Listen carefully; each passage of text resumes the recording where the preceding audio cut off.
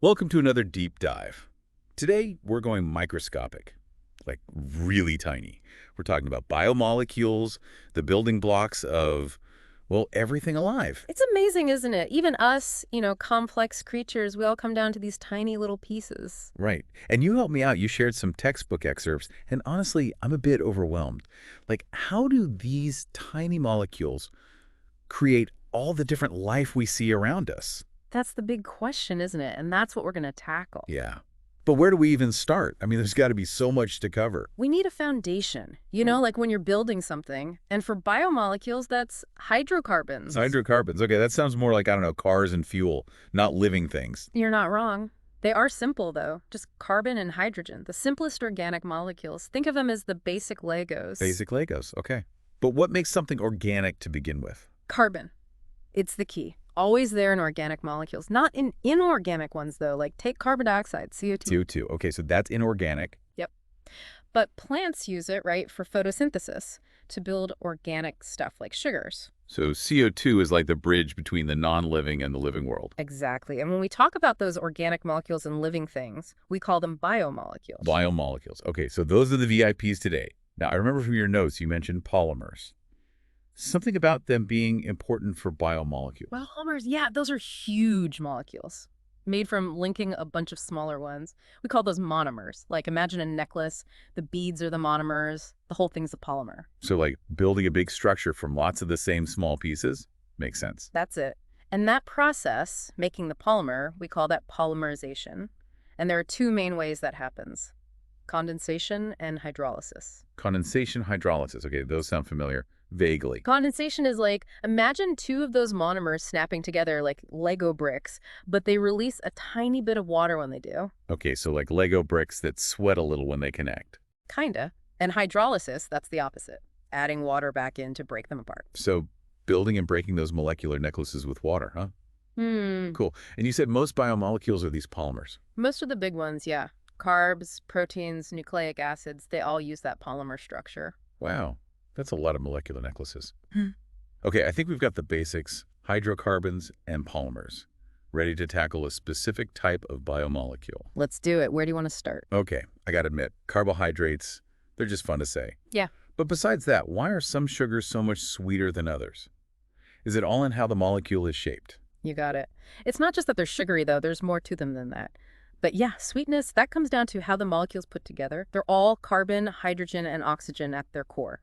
The basic formula is CH2ON, where N is how many repeating units there are. So like baking, same ingredients but different recipe. Exactly. Depending on how those elements are arranged, how many units are linked, we get all sorts of carbs, from simple sugars like glucose to the complex starches in pasta. Okay, so complexity from simple building blocks. Makes sense.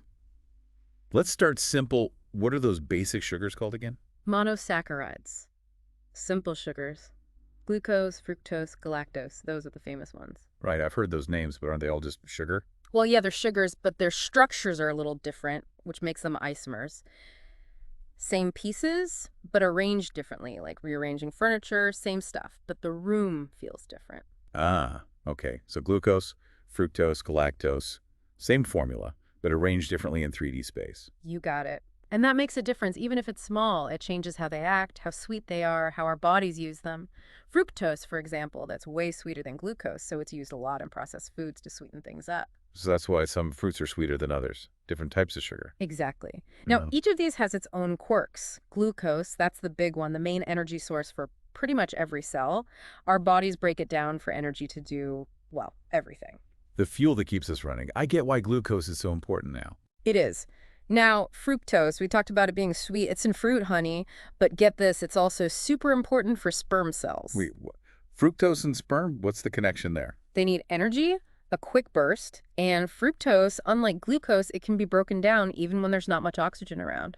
Perfect for their journey. Wow. So even simple sugars have really specific jobs. Hmm. What about galactose then? Where does that one fit in? Galactose, it usually teams up with glucose. They form lactose, the sugar in milk. Milk sugar. Okay, that makes sense. So we've got our monosaccharides, the solo X. What happens when we link them together? That's when we get disaccharides, two monosaccharides joined up. Two become one. So how does that happen, chemically speaking? Through a glycosidic bond. Basically, a water molecule gets removed, that condensation reaction we talked about, like Ugh. puzzle pieces clicking together, water drops out. Right. Molecular Legos, I remember. Yeah. What are some examples of disaccharides that we'd know? Sucrose is the big one, table sugar.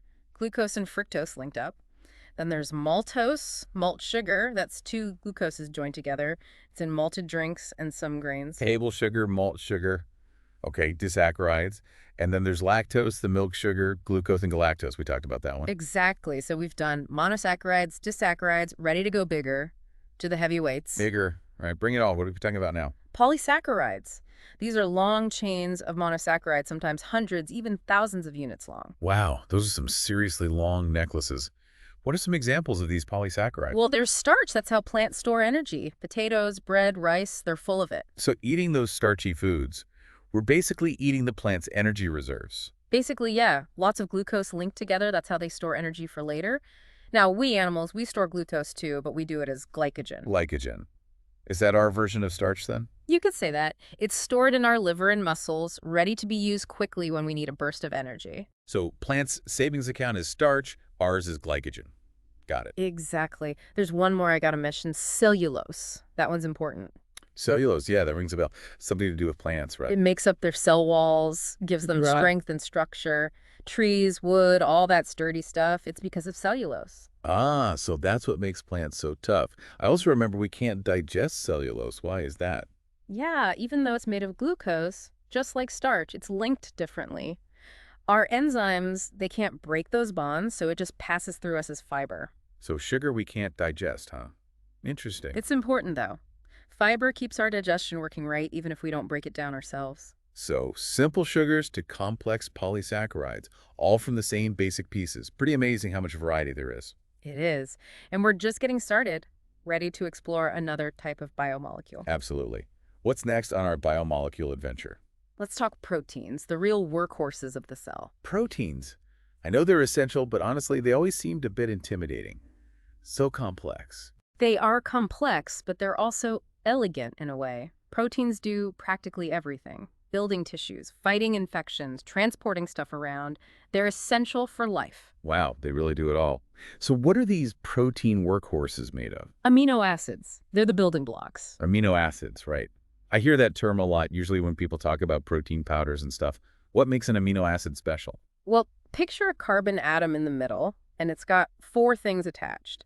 An amino group, a carboxyl group, a hydrogen atom, and what we call an R group. So it's like a central hub with four attachments. What's so special about this R group then? That's what makes each amino acid different. It can be as simple as a hydrogen atom or a complex ring structure. There are 22 different amino acids used to make proteins, each with its own unique R group. So it's like having 22 different Lego bricks, each with a different shape and function. That's the idea, and the sequence of these amino acids, how they're ordered, determines what the protein will be and what it can do. It's like a code. So, like those Legos, it's not just the pieces, but how you put them together that matters. Exactly. Now, our bodies can make a lot of those amino acids, but there are some we can't. Those are called essential amino acids. We need to eat them. Yeah, that's why they're essentials. Got to get them from food. So how do these amino acids join to make proteins? Is it like those sugars linking up? You're getting it. They link up through a condensation reaction, just like the carbs. We call it a peptide bond. Same idea, puzzle pieces, water droplet. Seeing a pattern here. So two amino acids are a dipeptide. Many linked together make a polypeptide. And a polypeptide is basically a long chain of amino acids, all hooked together with those peptide bonds. Am I right? You're right on track. But a polypeptide isn't a working protein yet. To get there, it needs to fold up in a very specific way into a 3D shape. Ah, so it's not just the sequence, but how that chain folds up in space that determines what it can do. Exactly. The folding is crucial. Think about origami. You start with a flat piece of paper, but you fold it in a specific way to make all sorts of cool shapes. Origami. Okay. And how do we describe those folds in proteins? There are 4 levels of protein structure. 4 levels. Okay, this is getting complex. I'll break it down. The first level, primary structure, that's just the sequence of amino acids, like the letters in a word. Okay, that one's straightforward. What about the next level? Secondary structure. This describes how the chain starts to fold locally, making patterns like alpha helices and beta sheets. Those are held together by weak bonds called hydrogen bonds. Alpha helices, beta sheets. I've heard those terms, but I can't really picture them. Imagine an alpha helix like a coiled spring and a beta sheet like a flat, pleated sheet like a folded fan. These structures give the protein strength and flexibility. Okay, so I'm starting to see it. So we've got the sequence, the local folding. What about the overall shape of the whole protein? That's the tertiary structure, the overall 3D shape of the whole polypeptide chain. This is determined by interactions between amino acids that might be far apart in the sequence, things like disulfide bonds, which are strong bonds between sulfur atoms in some amino acids. So like the final folded shape of a complex origami creation. Exactly. And then some proteins have a quaternary structure. That's when multiple polypeptide chains, each with their own tertiary structure, come together to form a larger functional unit. Like combining several origami creations into a bigger, more complex structure. Perfect analogy. Hemoglobin, the protein that carries oxygen in our blood, is a good example. It's got 4 polypeptide chains all working together. Wow, proteins are seriously complex. But what happens if that folding gets messed up? Like if the origami gets crumpled? That's called protein denaturation. Changes in pH, temperature, other environmental factors can disrupt the protein's structure, causing it to unfold and lose its function. Like a crumpled origami crane, it wouldn't fly anymore. Exactly. Think about cooking an egg. The heat denatures the proteins in the egg white, changing it from runny to solid. Ah, that makes sense. So that precise folding is super important for a protein to do its job. Absolutely. High fever is dangerous because it can denature important proteins in our body, messing up essential processes. Scary. I didn't realize how sensitive proteins are to their environment. They are, and that just shows how amazing our bodies are, keeping everything stable so those proteins can do their work. Absolutely.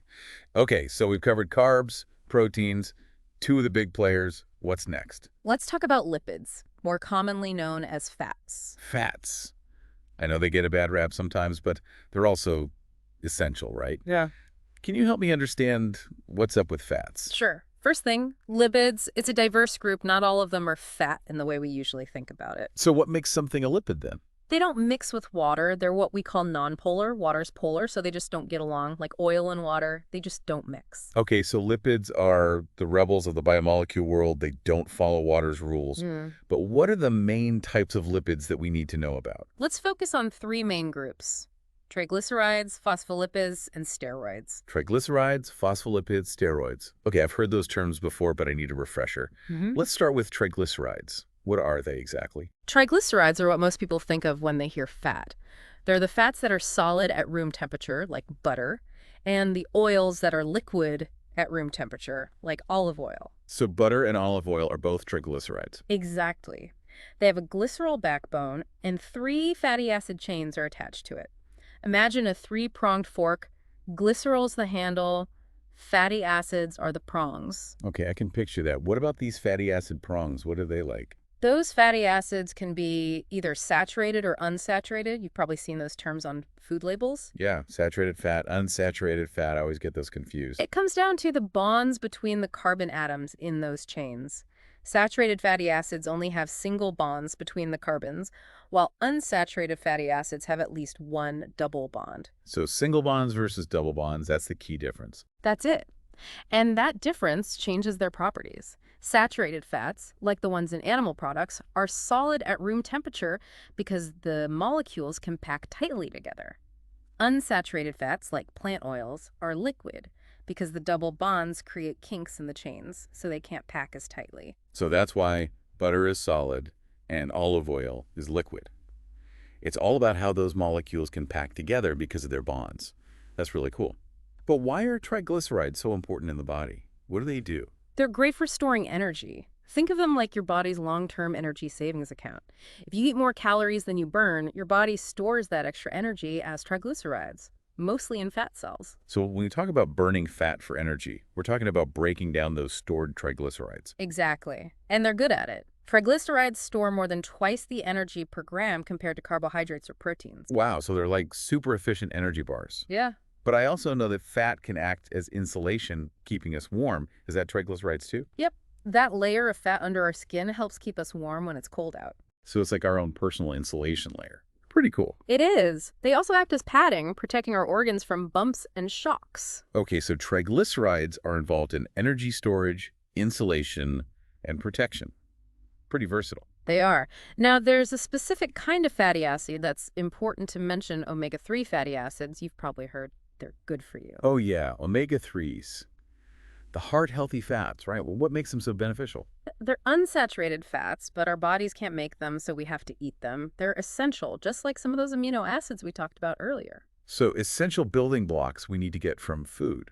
Right. And research shows they can do a lot of good stuff, like reduce the risk of heart disease by lowering cholesterol and maybe even improve brain function. Wow, they really are the superstars of the fatty acid world. Where can we find these omega-3s? Fatty fish like salmon, tuna, mackerel are great sources, but there are plant-based options too, like flax seeds, chia seeds, and walnuts. Got it. I'll be sure to stock up on those. Okay, so we've covered triglycerides and those awesome omega-3s. Now, what about those other lipids you mentioned, phospholipids and steroids? What makes them different? All right, let's move on to phospholipids. They're kind of like triglycerides. They have that glycerol backbone, but instead of three fatty acid chains, they have two, and a phosphate group is attached. So like our three-pronged fork, but one prong got swapped for a phosphate group. Exactly. And that phosphate group is what makes them special. It gives them this kind of dual nature. One end, the phosphate head, is hydrophilic, meaning it loves water. The other end, with the fatty acid tails, is hydrophobic, meaning it hates water. So it's like a molecule with two personalities. One side loves water, the other avoids it. That's a great way to put it. And this makes phospholipids perfect for building cell membranes, the barriers that surround all our cells. Cell membranes, how do phospholipids do that? Well, inside our bodies, which is mostly water, phospholipids arrange themselves into a double layer. We call it a lipid bilayer. Like a sandwich, the water-loving phosphate heads face out towards the water inside and outside the cell, and the water-hating fatty acid tails stay tucked inside, away from the water. So a protective barrier with a water-repellent core. Pretty clever. It is. That lipid bilayer, made by those phospholipids, that's the basic structure of all cell membranes, controlling what goes in and out of the cell. Wow, so they're like the architects of cell membranes. That's a big job. Absolutely. Now, ready to tackle steroids. Steroids, I know they have a reputation, athletes and performance enhancement, but what are they really? They're a unique group of lipids with a ring structure, totally different from triglycerides and phospholipids. No glycerol backbone or fatty acid chains? Nope. They're based on 4 fused carbon rings, a whole new building plan. Interesting. Okay, so what's the most well-known steroid? Cholesterol. Cholesterol, that's the one that can be both good and bad, right? You got it. It gets a bad rap, but it's super important in cell membranes. Helps them stay fluid and stable. So it's like a membrane modifier, helping those phospholipid bilayers work right. That's a good way to think about it. But it's also used to make other steroids, like hormones. Hormones, like testosterone and estrogen. Those are the ones. Those steroid hormones control all sorts of things in our bodies. Growth, development, reproduction, metabolism. So cholesterol is like the starting point for these hormones. Wow, one molecule involved in so many things. It is. But of course, like you said, too much cholesterol can be bad news, leading to problems in our arteries and increasing the risk of heart disease. Yeah, the classic good cholesterol versus bad cholesterol situation. It's a little more nuanced than that, but yeah, that's the basic idea. Now, before we wrap up lipids, I do want to mention anabolic steroids. Those are the ones you hear about with athletes. Right, anabolic steroids are definitely a controversial topic, but what are they exactly? They're basically synthetic testosterone, the male sex hormone. They're made to help build muscle and boost athletic performance, but they can have a lot of negative side effects. Yeah, I know there are concerns about health risks with using them. Definitely. Anabolic steroids can cause liver problems, heart problems, mood swings, and they can be addictive. It's important to remember there's a big difference between natural steroids our bodies need, like cholesterol and testosterone, and those synthetic anabolic steroids. Got it. Natural steroids are good, synthetic ones, not so much. Okay, so we've covered triglycerides, phospholipids, and steroids. That's a lot of info about lipids. What's next on our biomolecule tour? Time to dive into nucleic acids. Those are the ones that hold the blueprints of life, DNA and RNA. DNA and RNA. The famous double helix and its messenger friend. I know they're all about information, but how do they fit into this whole biomolecule picture? Nucleic acids, they're the information carriers in the cell. They store and pass on genetic information, telling our cells how to build and maintain our bodies. So they're like the cell's library, holding all the instruction manuals. Exactly. And both DNA and RNA, they're polymers made from units called nucleotides. Nucleotides, okay. Remind me what those are again. Imagine a molecule with 3 parts: a sugar, a phosphate group, and a nitrogenous base. So like a three-piece Lego for building DNA and RNA. What makes each nucleotide unique? It's the nitrogenous base. That's what gives them their identity. In DNA, there are 4 different bases: adenine, A, thymine, T, cytosine C, and guanine G. Those letters probably sound familiar. A, T, C, G. Yeah, those are the letters of the genetic code. Hmm. But how do they actually work together to carry information? They have a special way of pairing up. A always goes with T, and C always goes with G. This base pairing holds the 2 strands of DNA together, making that famous double helix shape you mentioned. Ah, the double helix. Like a twisted ladder with the base pairs as the rungs. Perfect. And the order of those bases, the A's, T's, C's, and G's, along the DNA strands, that's what encodes the information. It's like a code with a 4-letter alphabet, and it determines everything, from our hair color to our risk for certain diseases. It's mind-blowing to think our entire genetic blueprint is written in this simple 4-letter code. It is. And the human genome, all the DNA in our cells, it has about 3 billion base pairs. 3 billion. That's a lot of information. So DNA is like the master plan. But what about RNA? What's its role? RNA is the messenger. It carries the genetic information from DNA to the ribosomes, the parts of the cell where proteins are made. So DNA holds the blueprint safe in the nucleus, and RNA delivers those instructions to the construction site where proteins are made. You got it. RNA is essential for protein synthesis, making sure the right proteins are made at the right time in the right place. Wow, nucleic acids are incredible. They really are the information powerhouses of life. Okay, we've covered carbs, proteins, lipids, and now nucleic acids. It's amazing to think that these relatively simple molecules are the foundation of all living things. It is remarkable. But before we move on, there's one more important molecule we need to talk about. One that's often overlooked, but is absolutely essential for life. Oh, what's that? Water. Water. I know it's important to stay hydrated, but how does it fit into all this? It's not a biomolecule, right? No, it's not organic, no carbon, but it's crucial. It's what we call the solvent of life. All those reactions, all those biomolecules doing their jobs, it all happens in water. The solvent of life. What does that mean exactly? Think about it this way. Water is like the stage where the play of life happens. It's really good at dissolving lots of different substances, salts, sugars, proteins. And those substances need to be dissolved in water so they can interact and react with each other. So water is the stage, and the biomolecules are the actors. You got it. And it's everywhere. The human body is about 60% water. That's a lot of water. Yeah. Makes sense, though, considering how much it does. Right. Think about blood. It's mostly water, and it carries oxygen, nutrients, gets rid of waste products, keeps everything moving. So water is keeping those molecular delivery trucks on the road. You could say that. It's also super important for regulating temperature. When we get too hot, we sweat. And when that sweat evaporates, it cools us down. So sweating is like a built-in cooling system that uses water. Exactly. Water is crucial for so many things. It's easy to forget about it because it's everywhere, but it's amazing stuff. Water truly is the unsung hero of the biomolecule world. Okay, we've covered carbs, proteins, lipids, nucleic acids, and the essential role of water. It's amazing to think all these molecules working together is what makes life possible. It really is remarkable. And speaking of how these molecules work together, you mentioned something called the Schaaf van Weyf earlier. Can you tell me more about what that is? Sure. The Schaaf van Weyf means Disc of Five. It's a Dutch thing, a visual guide to healthy eating created by the Dutch Nutrition Center.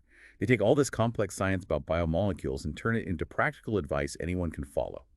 It helps people make healthier food choices. So it's like a roadmap for a balanced diet. Exactly. I'm really curious about this Disc of Five. What's the idea behind it? How does it connect to everything we've been talking about today? Well, picture a plate, and it's divided into 5 sections. Each one's a different food group. The biggest one is for veggies and fruits. Makes sense. Eat your veggies, right? Is that why they get the biggest section? It is. Veggies and fruit, they're packed with good stuff. Vitamins, minerals, fiber. Remember cellulose? Yeah, the plant fiber we can't digest. Right. That's a big part of what makes fruits and veggies so good for our digestion. Keeps things moving, you know. So what about the other sections of this disc? Where do the carbs, proteins, fats all fit in? Well, the next biggest section is for grains and starchy foods, like bread, rice, potatoes. That's where we get our carbs, all those energy-packed starches and glycogen, the long chains of glucose we were talking about. So the disc is all about getting those complex carbs, not just simple sugars. What about protein? It's pretty important, right? It is. It has its own section, too. Meat, fish, eggs, beans, nuts. It's all about getting protein from different sources, variety. Makes sense. Got to get all those different amino acids, the building blocks of proteins to keep everything working right. I'm guessing fats have their own section too. They do, but it's a smaller section. It's all about moderation. The disc recommends healthy fats, the unsaturated kind like olive oil, avocados, nuts, seeds, and limit the saturated and trans fats, the less healthy ones. Remember how we talked about the difference in their bonds? Yeah, unsaturated fats have those double bonds, so they're liquid at room temperature, and saturated fats are usually solid, so the disc takes that into account. That's cool. It does. And then the last section is pretty small. It's for dairy, milk, yogurt, cheese, for calcium, strong bones and teeth, all that. So this disc, it's really a whole picture of healthy eating, covering all the bases. It is. It shows how understanding the science, all those biomolecules, can help us make good choices about food in real life. When we follow the Scheife von Weif, we're making sure we're getting all those building blocks we've been talking about. I love how it all comes together. Food isn't just about calories or taste. It's about giving our bodies what they need to, well, exist. Exactly. We're fueling those tiny molecular machines with every bite we take. Speaking of essential molecules, we talked a lot about the main biomolecules, the carbs, proteins, lipids, nucleic acids, but what about water? I know it's not technically a biomolecule, but it's super important, right? It is. It's easy to forget about water because it's everywhere, but all those biomolecules we talked about, they can't do their thing without water. It's the solvent of life, remember? It creates the environment where they can all interact and do what they need to do. So water sets the stage. Exactly. Imagine a cell without water. None of those processes would work. And did you know the human body is about 60% water? 60%. Yeah, you mentioned that earlier. And some organisms, like jellyfish, they're almost all water, like 99%. That's just crazy to think about. It really shows you how important water is for life. What are some of the specific ways water supports all those biomolecules we talked about? Well, one important thing is that water is a major part of blood, which carries all those important things around the body. Oxygen, nutrients, waste products. Without water, our blood wouldn't be able to do its job. So water keeps those molecular delivery trucks running. What else? Water is also key for controlling our body temperature. Remember how we talked about sweating?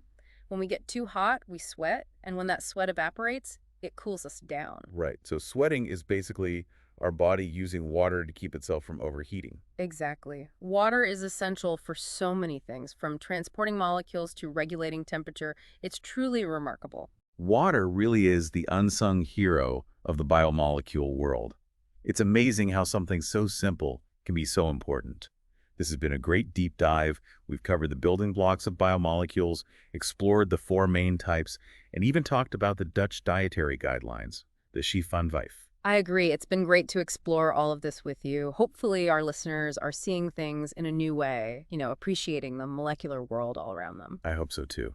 Now, before we wrap up, is there a final thought you want to leave our listeners with? Something to think about as they continue learning about biomolecules? Well, I think the big question is, now what? We've learned all this stuff about biomolecules, but how do we actually use this knowledge? It can't just be like trivia. Exactly. Yeah. What are the practical applications? How can we actually use this to help people? Well, one thing that comes to mind is medicine, personalized medicine. We're figuring out how differences in our DNA can affect our health. Imagine treatments tailored just for you based on your genes. That would be amazing. Like healthcare that's truly personal, based on your own blueprint. Exactly. And it's not just treating diseases, it's about preventing them. Knowing your risks, maybe even stopping them before they start. So a whole new way of thinking about health, not just reacting to sickness, but preventing it. That's the goal. And it all comes back to those tiny biomolecules. They're what make us unique. But there's more. We can use this knowledge to design new drugs, new therapies that target specific biomolecules involved in diseases. Yeah. More targeted treatments, fewer side effects, all because we understand how things work at the molecular level. Exactly. And it's not just medicine. Think about food. Remember how we talked about plants storing energy as starch? Right, like nature's solar panels storing energy we can eat. And if we understand those processes, how plants grow, how they store energy, we could engineer crops that are tougher, more nutritious, better at turning sunlight into food. That's huge for sustainability. Wow, so this knowledge could help us with some really big problems: healthcare, food security, even climate change. It's a really exciting time to be studying biomolecules. There's so much more to learn, but every new discovery brings us closer to understanding life itself and finding new ways to make things better. For everyone, for the planet, it's all connected. It's amazing to think about. Well, this has been a fantastic deep dive.